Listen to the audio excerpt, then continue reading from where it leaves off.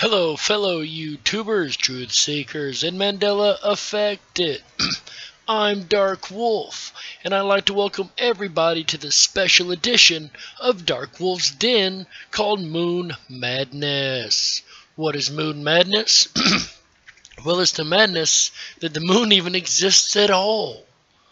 I know that sounds like a wild claim to be making, and at this point you're probably thinking, somebody needs to cage this wolf. Well, if you give me just a few minutes of your time, I will do my best to show you what academics, scholars, scientists, and observers think about this topic. So strap in, hang on, and get ready to go a little mad yourself as we investigate the madness of the moon. Part 1. Problems with the moon.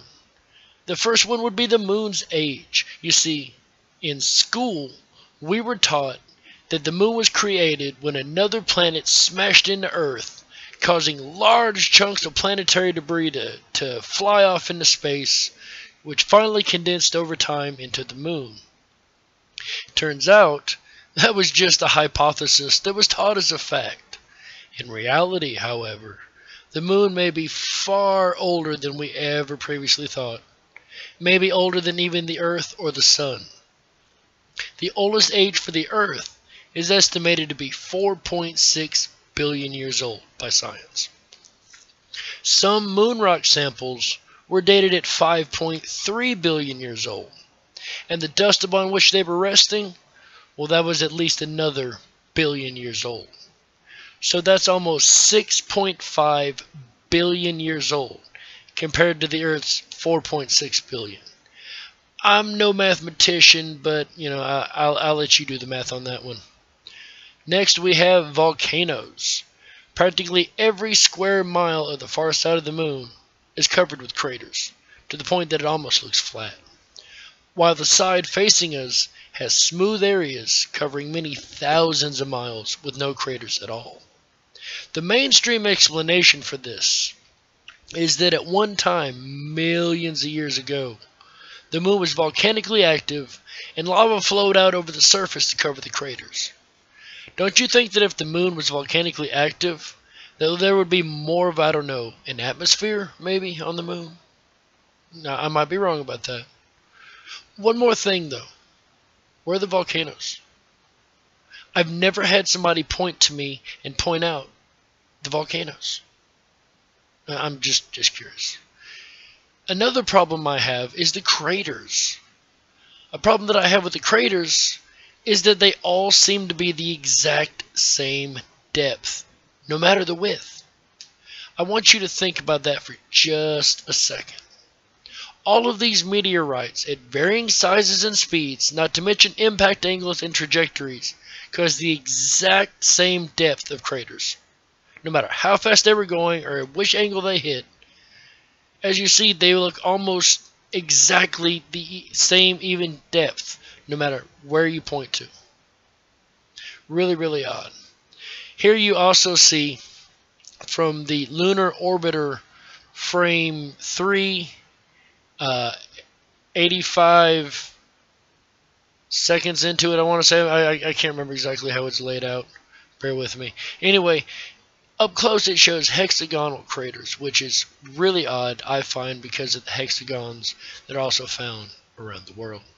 So, moving on. Number 4, we have the moon's size. It's big. In fact, it's huge. With a diameter of about 3,476 kilometers, the moon is a quarter the size of Earth.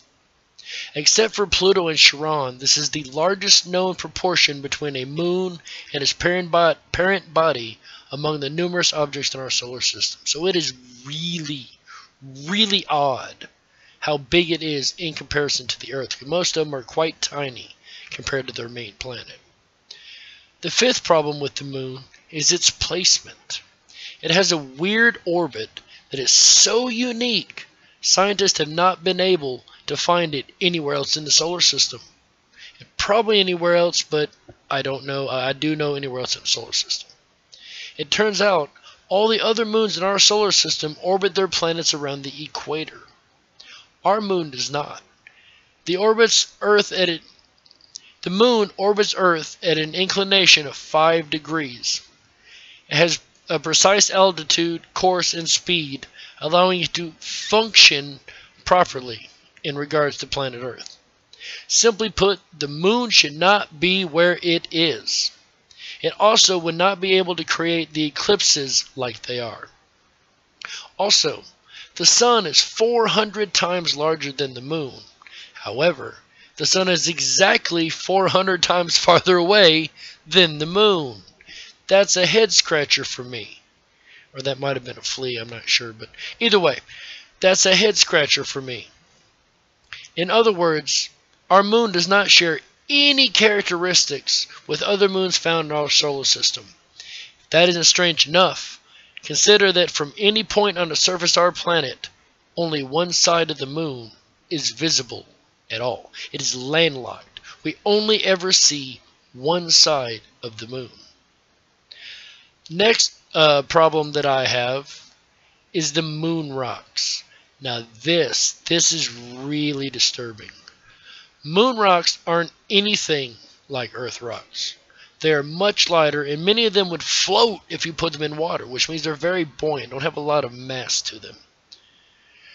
The chemical composition of the dust upon which rocks set differed remarkably from the rocks themselves. Contrary to the accepted theories that the dust resulted from weathering and breakup of the rocks at all, the rocks had to have come from somewhere else. There are some lunar rocks that have been found to contain processed metals, bear with me guys, such as brass, mica, and these two are real kickers, uranium-236 and neptunium-237. Why is this so odd?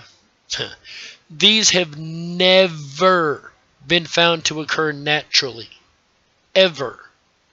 Uranium-236 is a radioactive nuclear waste which is found in spent nuclear and reprocessed uranium.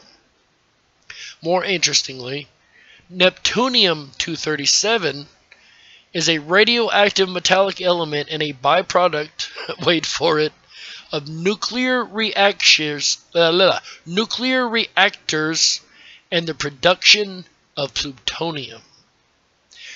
That is intriguing. The moon has elements that should only be found in nuclear reactors or in processing either uranium and or plutonium. It isn't a natural thing. It has to be processed by somebody. That is odd. Dr. Harold Urey, Nobel Prize winner for chemistry, said he was terribly puzzled by the rocks astronauts found on the moon and their titanium content. He said the samples were unimaginable and mind-blowing since researchers could not account for the presence of titanium. If that isn't crazy enough, but wait, there's more! Moon rocks were magnetized. This is odd because there is no magnetic field on the moon itself. None. Zip, zilch, zero, nada. No magnetic field on the moon. This could not have originated from a close call with Earth. Such an encounter would have ripped the moon apart. Science will tell you they're magnetic because, it came too close to Earth and it gained a charge. If it came that close, it wouldn't be here anymore at all. A little weird, huh? Number 7, we have moon vapor and moon quakes. Seismic activity. Hundreds of moonquakes are recorded each year that cannot be attributed to meteor strikes. In November 1958, Soviet astronomer Nikolai A. Kosarev of the Crimean Astrophysical Observatory photographed a gaseous eruption on the moon near the crater Alphonsus. He also detected a reddish glow that lasted for about an hour. But that's only the beginning. In 1963, astronomers at the Lowell Observatory also saw reddish glows on the crests of ridges in the Aristarchus region. These observations have been proven to be precisely identical and periodical, repeating themselves as the moon moves closer to the Earth. On March 7, 1971, lunar instruments placed by the astronauts recorded a vapor cloud of water passing across the surface of the moon. The cloud lasted for 14 hours and covered an area of about 100 square miles. Whether or not this is a natural phenomenon is unknown. Number 8, we have moon echoes. We've heard a lot about these, so I won't touch on it too much, but I do find it extremely fascinating. So, on November 20th, 1969, the Apollo 12 crew jettisoned the lunar module ascent stage, causing it to crash onto the moon, and this was done on purpose. The lunar module's impact, about 40 miles from the Apollo 12's original landing site, created an artificial moonquake with startling characteristics. The moon reverberated like a bell for more than an hour. And I know you keep hearing all kind of different hours and stuff. There's a reason. I'm getting into that. This phenomenon was repeated with Apollo 13, intentionally commanding it to impact the moon, with even more startling results. Seismic instruments recorded that the reverberation lasted for 3 hours and 20 minutes and traveled to a depth of 25 miles, leading to the conclusion that the moon has an unusually light, if any, core. Number 9 is moon mascons. Mascons are the large, dense, circular masses lying 20 to 40 miles beneath the center of the moon's maria. The maria are the large, dark areas that you see here, like the one on the left. The darkened areas are called marias. So, mascons lay underneath these, and these are intriguing too. What are they? Well, they are broad, disc-shaped objects that could be possibly some kind of artificial construction. Now, that is a hypothesis. That is not fact. However, the fact that there are large, disc-shaped objects underneath these is incredible. For huge circular discs are not only likely to be beneath each huge maria, centered like bullseyes in the middle of each by coincidence or by accident. So, look into this. I did. I was quite amazed because I thought I was going to debunk it, and I couldn't. So, if that isn't strange enough, number 10 just takes the cake. I could only cover a couple, but these are the top 3 that I found of anomalous structures on the moon. First, we have the Lunar Bridge. On July 29th, 1953, John J. O'Neill observed a 12-mile-long bridge straddling the crater Mare Crisium. In August, British astronomer Dr. H.P. Wilkins verified its presence. Quote, "It looks artificial. It's almost incredible that such a thing could have been formed in the first instance, or if it was formed, could have lasted during the ages in which the moon has been in existence. So everything that's hit the moon just happens to have not have taken out this one bridge that crosses a crater." And I just find that really, really odd that would be like that at all. I can't buy weathering and just some kind of happen chance nature thing there. That's just really strange to me. I could be wrong on that. I always admit I could be wrong, but that's just really, really odd in my book. Next, we have the Shard.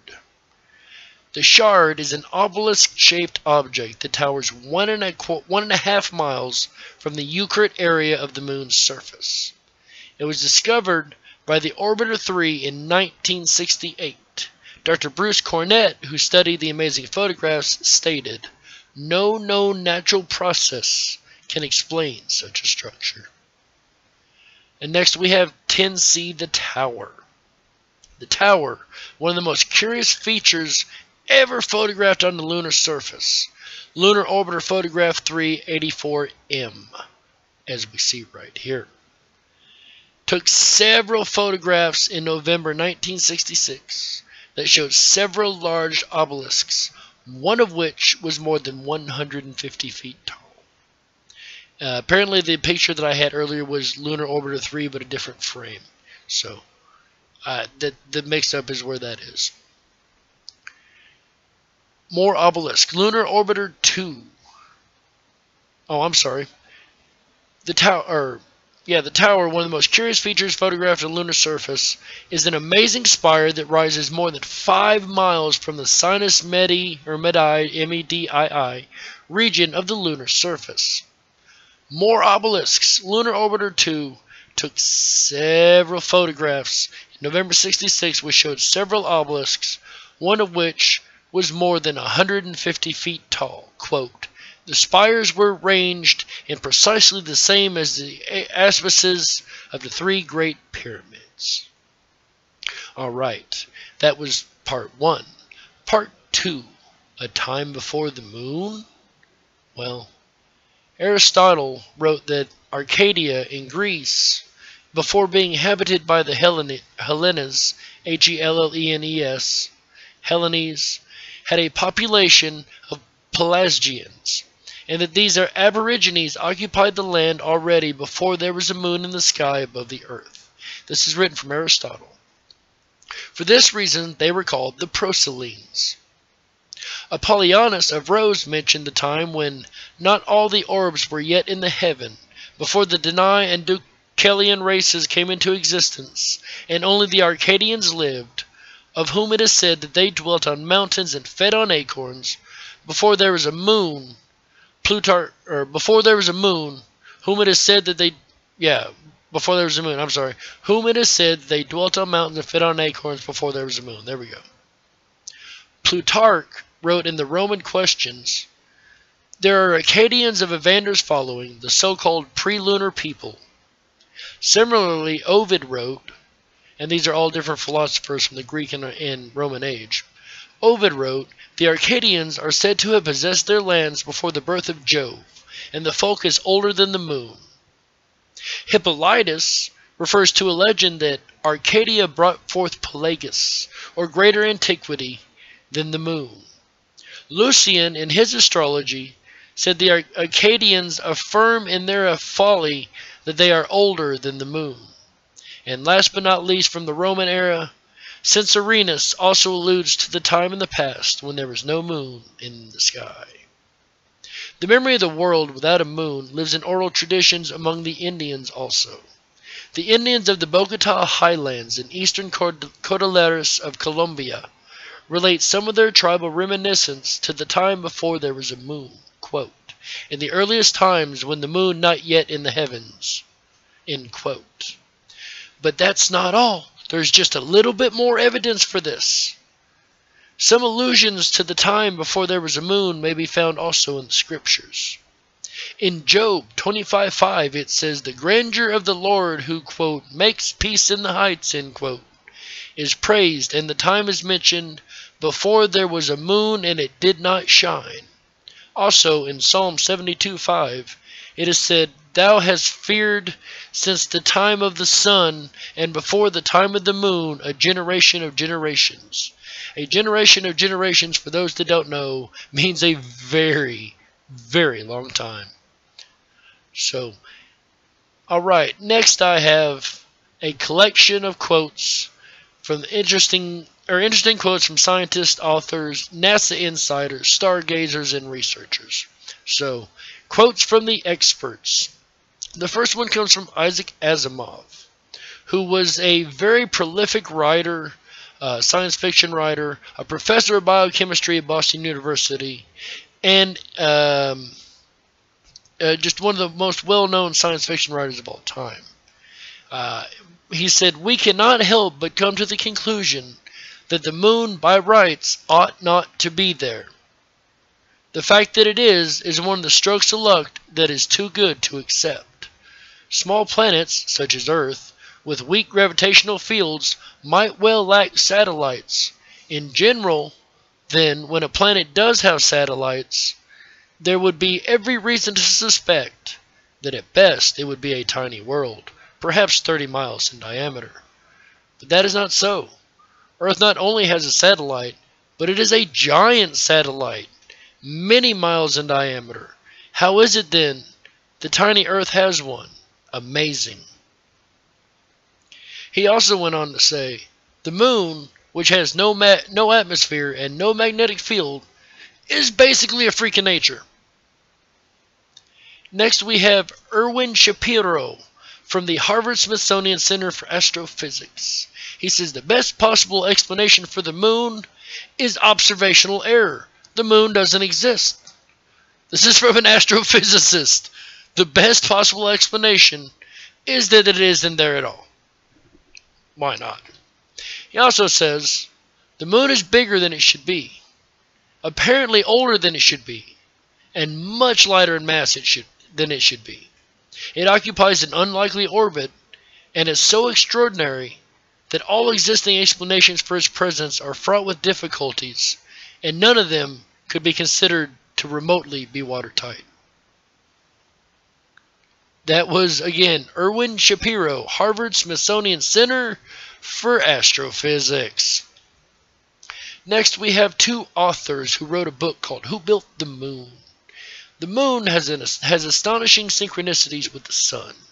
When the sun is at its lowest and weakest in midwinter, the moon is at its highest and brightest, and the reverse occurs in midsummer.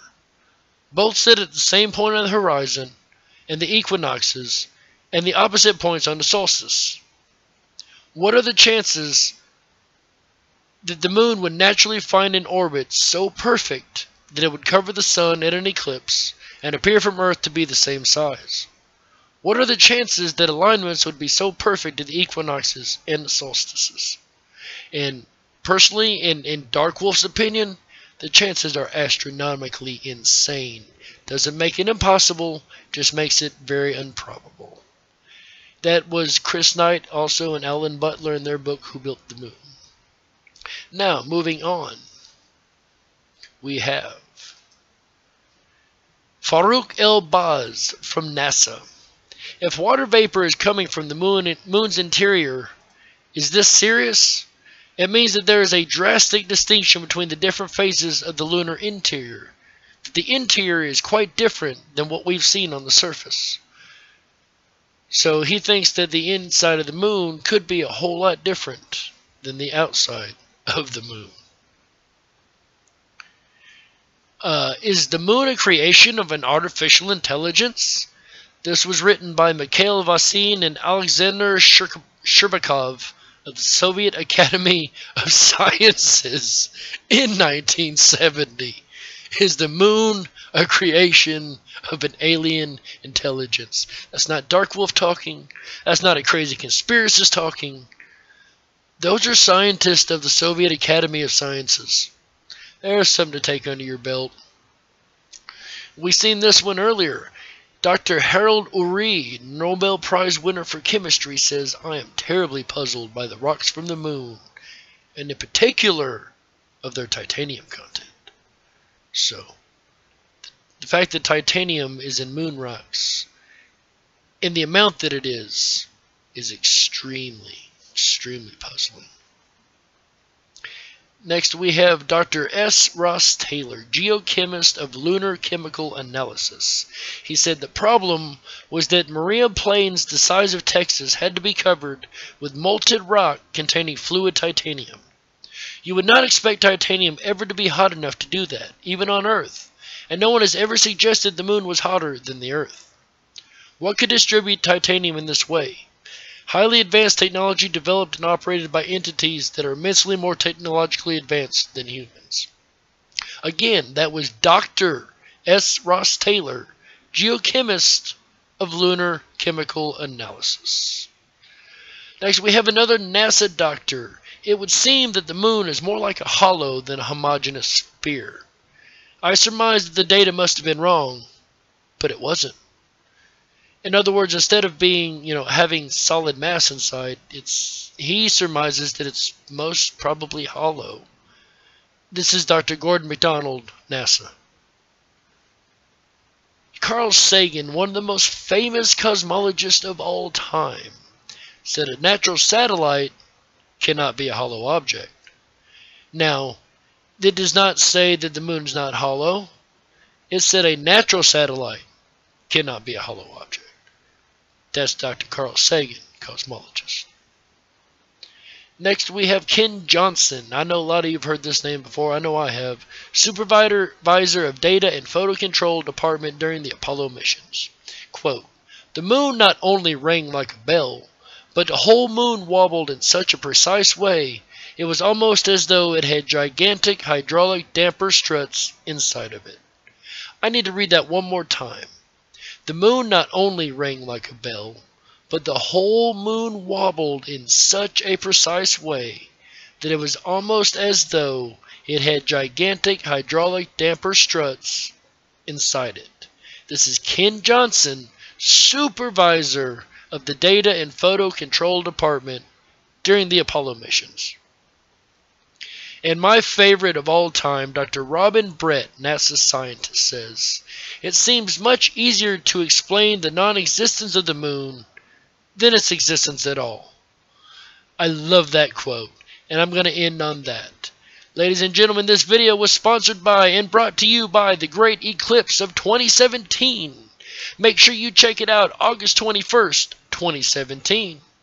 It will be crossing the entire United States, which is something that is very, very rare. I hope everybody's enjoyed this video. I've really enjoyed hanging out with y'all. Again, sponsored by the Great Eclipse. I hope everybody has a chance to see it.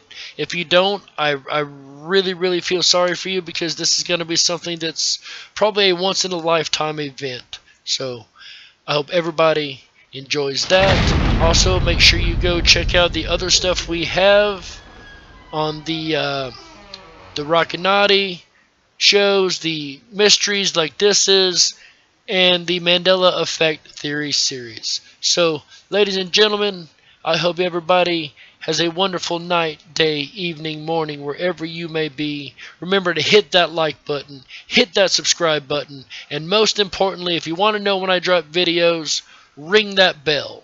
Because if you don't ring the bell, you won't get all the notifications. Alright, ladies and gentlemen, this has been Darkwolf's Den, and I think they're about to close the door on me. I hear them, guys. Yep, there it is. Y'all have a great night. Bye, everybody.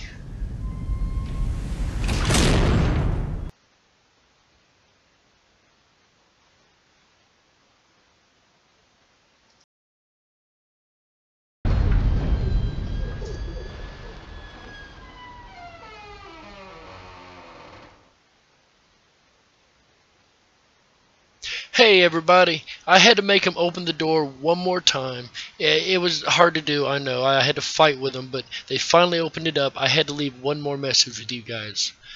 I got this information from a lot of websites, and I was amazed because there were two other YouTubers who also put out moon videos this week. UNIRock, our partner channel. Make sure you always check out UNIRock. He has got some great content. Make sure you always are going over there, seeing his stuff, watching his live streams. I am a co-host over there still. I just haven't had a chance to get over in a while. They keep keeping me locked up in here, and it's crazy.